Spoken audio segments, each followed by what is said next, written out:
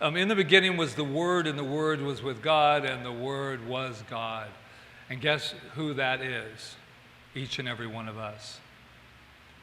It didn't mean that to me when I was in Catholic school, but it does mean that to me now. That word that they're speaking of was the very word that allowed me to be here from this incredible energy that we call God. Some people call it love. I call it source. Meister Eckhart says, and suddenly you know it's time to start something new and trust the magic of beginnings. That really hit me. It's time, and suddenly you know it's time to start something new and trust the magic of beginnings. And like Rita, I know that when I don't trust that a beginning needs to be began, then I get in a lot of trouble. So I wanted to find someone who was so inspirational that would kind of shift me in whatever direction I'm in. I looked for it, and then everything came up like, Gandhi, and and it's great, but there's a lot of people out there doing some really inspiring things. And I was looking through, and I said, oh, I need more. And then I remember listening on NPR to this incredible young man. He's 19 now, but I wanted to tell you his story, because I believe that it fits all of us to some degree. And I'm not going to mess it up too bad, but his name is Viraj Dhanda. Viraj Dhanda. And he's an example to me about new beginnings when all the odds are against you. So he has a whole bunch of history, but I'm going to try to just get him more personal in my heart, because I heard him on the radio, and it was just incredible to do. So here's the deal with him. When he was 2 years old, he was diagnosed with autism. And his autism was pretty serious, and they diagnosed him. And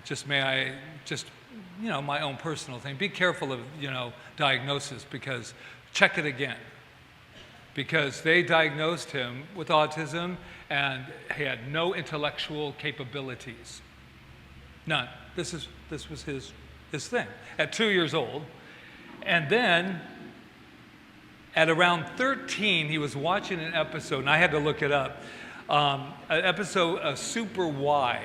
I don't know what that is. It was a PBS thing, and it taught people to read, taught little kids to read, and they just fell in love with it. And what happened with him is it triggered him, and they noticed that he was doing letters.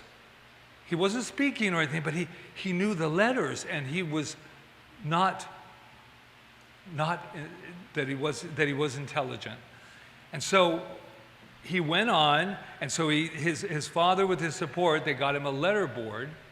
So this is 13, and now they got him a letter board, and then they realized that he could think and communicate. Now it gets better than that, because that should be enough. My son can think. They told me he was not intelligent, and my son can. He just can't speak it, and he can't let you know how to communicate this intelligence that he has. Well, he goes on. They moved the letterboard to a tablet, and then with text-to-speech capabilities, good old technology, and because of his motor skills, the only thing he could type with was one thumb.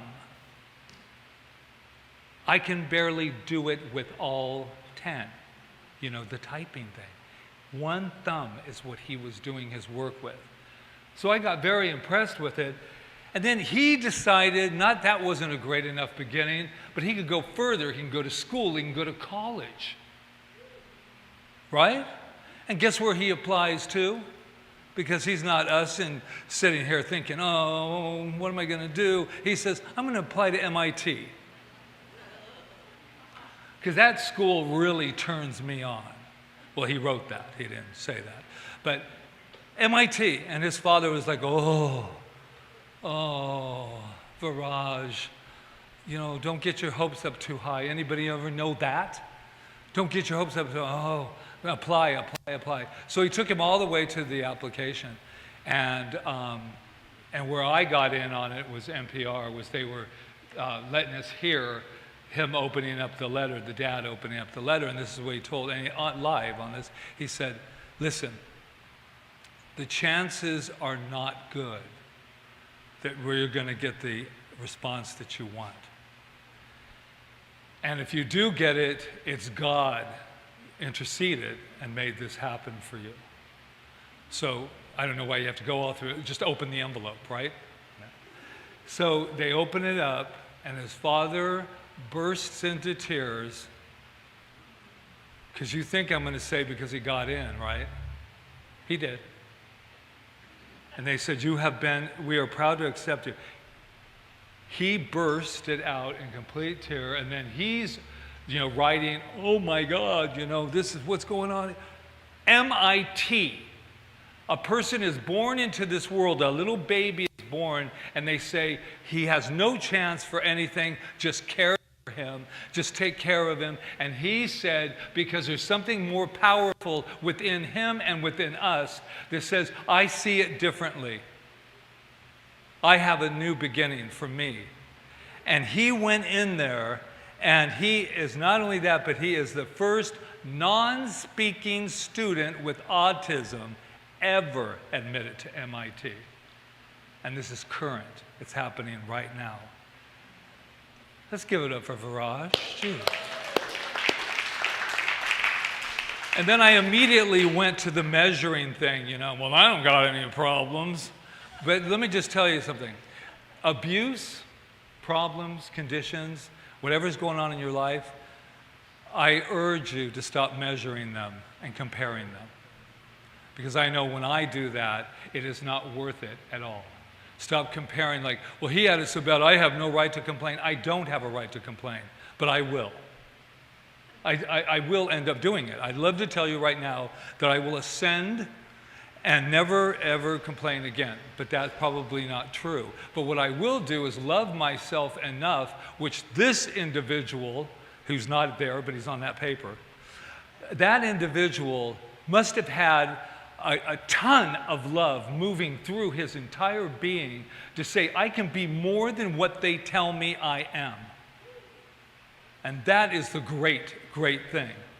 So I brought a very special thing, because we're going to do that today. We're going to, before we leave here, not only are you going to love yourself even more than when you walked in, but I have I promised a little exercise to my friend here, who's back from LA, and so we got a couple months with her, so I am so glad you're back. But I was telling her, so this is what I want. We have this great class happening on Wednesday nights. I'm just having a great time. It just started last week. And it's all with the metaphor of movie making. So I thought I'd take you into a little movie making today. And when we leave here, you're going to make a 2-minute film. And it's not going to take long. I know what you're thinking. 2-minute movie. Because it's all done in your imagination. Did you know that? Did you know that nothing occurs without your imagination imagining it first?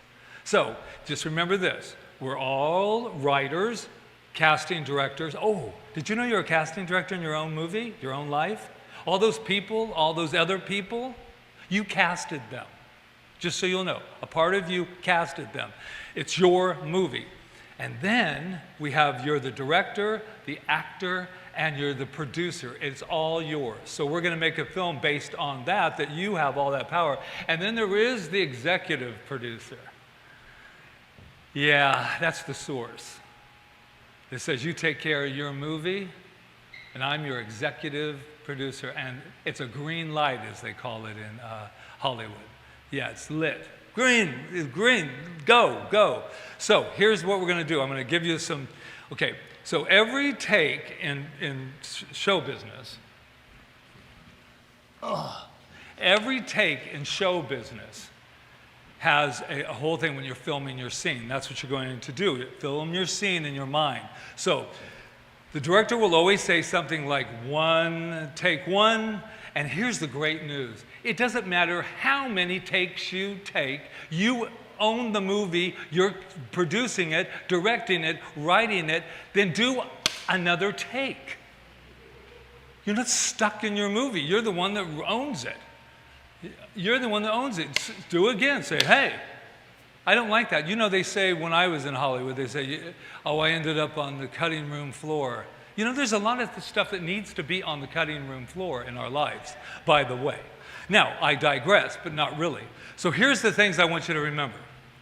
When you hear the word places, what that means in movie is a warning for everyone, actors, background performers, and crew, to get started positioning themselves to get ready for the scene of your life. So that's what it is. So you hear places, then you go stand by. Oh, a command to hold still and be ready. What do we do in our life? We're going to stand by because we know something's going down. I'm about to use my imagination. Ooh, am I going to make this a movie to remember? And then the director will yell, quiet on the set. That means shut up in Hollywood terms. And it's an imperative to maintain a complete silence so that the microphones can capture clean audio with any background noise. How much background noise are we carrying? We got a lot of background noise. So when we start to film, we need to quiet the background noise and be ready to go because you're about ready to film. Sometimes it's nervous. I remember getting kind of nervous standing on the set, and then you hear it, and then you're like, oh, when I hear this, there's no going back, there's no doing anything. Very exciting. So then the next one is cameras rolling. And that means it's rolling, but you haven't really started the scene, but you're in it, right? But you haven't started it yet until you hear what? Action. So we got that? So the action is in our life. So we break this down for our lives.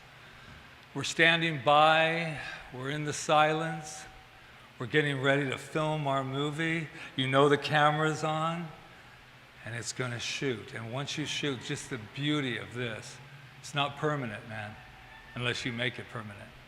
Unless you make it permanent. Unless you say, I like what I see. I like what I filmed. I like what's happening here. Yeah. Let's put that into print, shall we?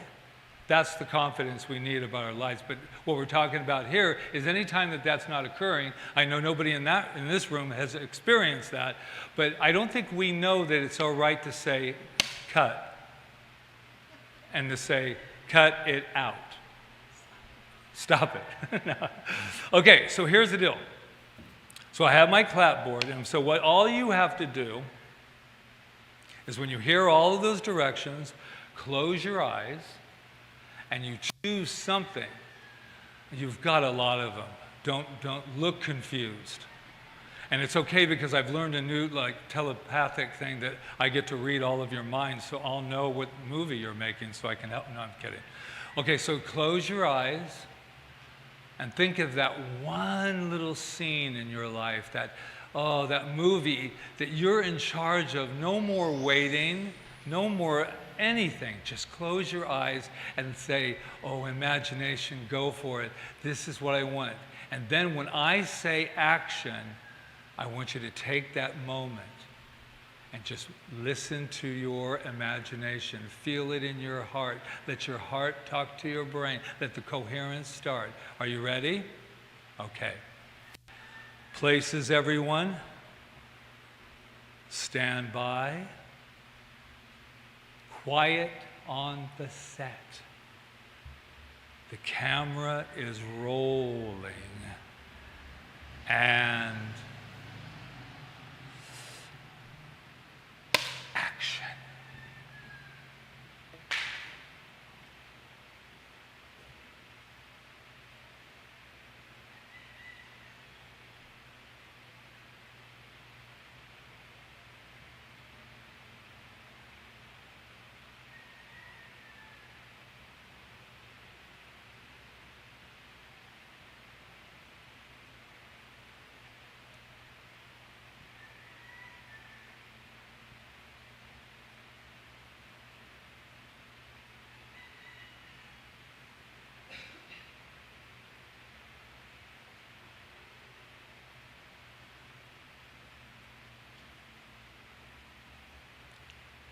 And cut.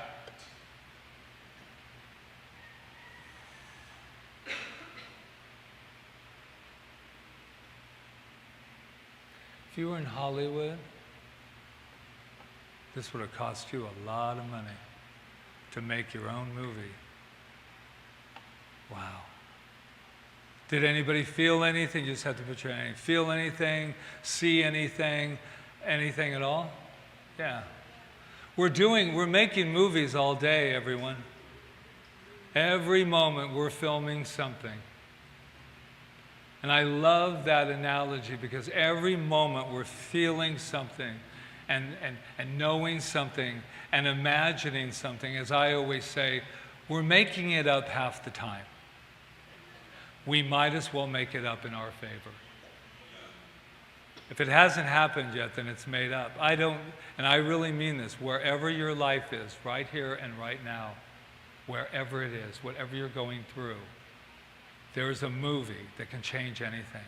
And what leads that is loving yourself enough to not care about the critics of your movie. To not care. So I will leave you with this one quote, two quotes actually. Don't be afraid to start over again.